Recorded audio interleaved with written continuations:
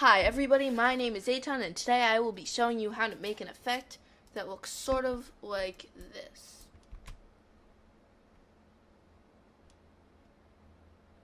Okay, pretty cool. So, let's jump into new comp. We'll be needing our text, so I'm going to type in ULearn FX.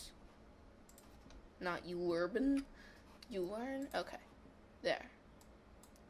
Drag that into the middle and make it a little smaller than you would because we're going to be adding a camera move later that will make it better. Okay. There we go. That's probably about good. So now right click on this and create masks from text. Now you basically have this text carved out of a white mask. Or a white solid and masks carving out the text. So we can just delete the original text. Now drag on stroke to these outlines and change it to all masks and on transparent.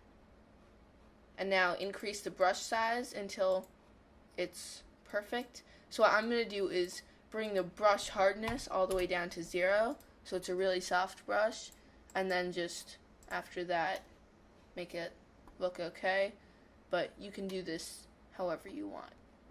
Alright, I'm going to set a keyframe at the beginning for 0, and I'm going to make this by 6 seconds go all the way to 100. So now it looks like this.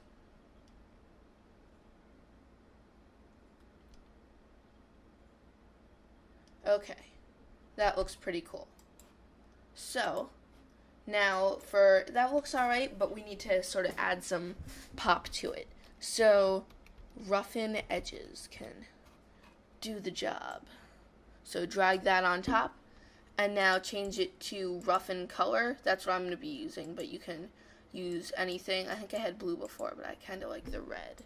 So now you have this. You can turn up the border a little so really is pretty visible. This is a good way for like damaging text. If you do it like that or some of these other ones, you can cut, really just cuts into your text. And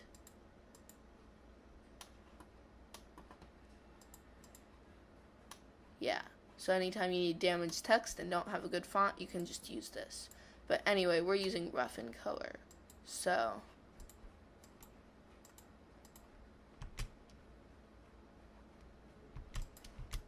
there. So that's pretty cool, but I think some movement would be good, so change the evolution to 0 there, and I think around 7 at the end. Okay. There, that just gives it a little more movement. You can actually see that the outlines are actually moving, which is pretty cool. Alright. So that looks pretty cool, and that would be a cool title on its own, but we need to make it awesomer. So for this part, this actually takes a while, so I'm just going to give you a breakdown of this layer, not a full tutorial, on just the clouds. So basically what I did is I had a white solid, and it could be any color. I put fractal noise onto it, I scaled it up a lot, changed a few of the settings. That's what takes so long, because you really have to experiment with it. Change the evolution, and then what I did is I added on a luma key. So what that does is I changed it to key out darker, so it takes out the darker areas of the image. So in this it was fractal noise, so it basically only leaves the really bright areas. Make sure when you're doing this to feather it a lot. I feathered it that much. And so for fractal noise, if you want, you can just freeze frame this and copy the settings. Worked for me, but I also made it really huge first. So,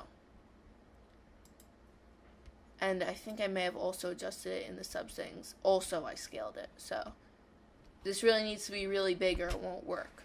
And then you get these cool cloud things. Then what I did is I changed the blend mode to classic color dodge. And then I added a white solid at the bottom.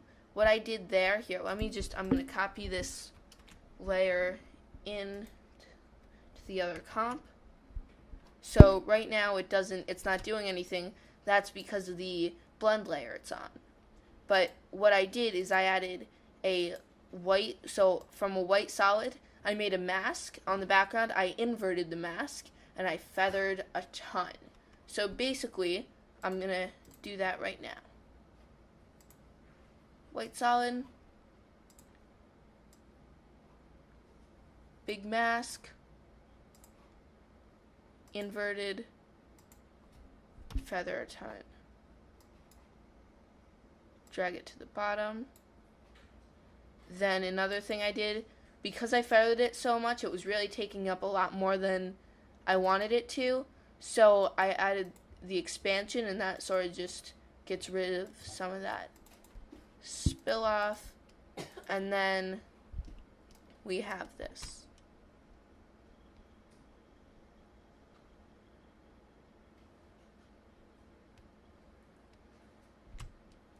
Okay, so that looks pretty cool. So basically, this is like being illuminated by this white solid. And the reason why it's not there at the end, I had a fade out on that, and I also faded out the bottom one. So let me just see where that keyframe is.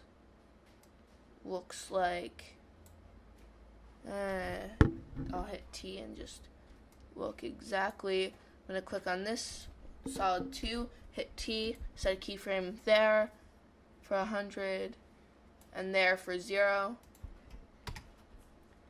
And we have this.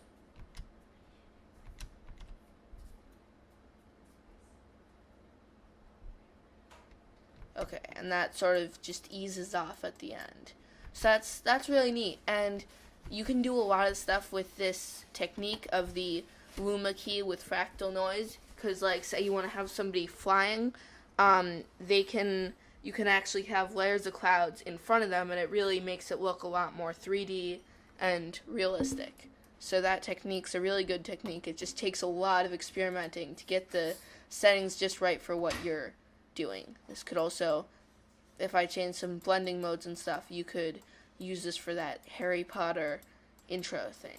So after that, just to sort of finish off the effect, I added a camera, and make sure enable depth of field is off, because we don't really need depth of field for this. And make sure all of the layers are 3D layers.